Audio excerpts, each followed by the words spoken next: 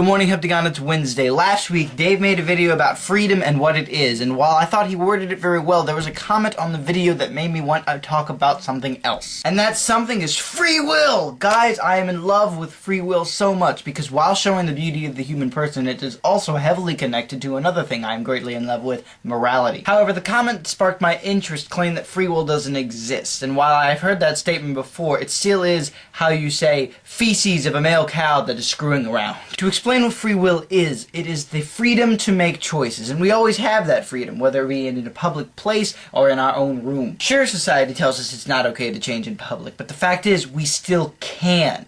That freedom to make choices remains. Free will is what distinguishes us from animals. It shows our capacity for reason and our capability of understanding and discerning good from evil. And that's where the morality kicks in. If I get mad at my brother, I can either choose to hit him hard or to not. It's obvious that there is a good and a wrong choice there, because in one situation somebody gets hurt, and in the other situation nobody does. But I still think people misunderstand that sometimes. Sometimes people forget that there is a huge moral value to certain situations. For instance, there's a huge difference between shoplifting and choosing what kind of ice cream you want for dessert. But doing whatever we want is not what free will is meant to be. Freedom is, as one man put it, to do what one ought. We have something special in free will, in that we can use it to prove what kind of person we are. Are we those awesome, chivalrous heroes that we read about when we were kids?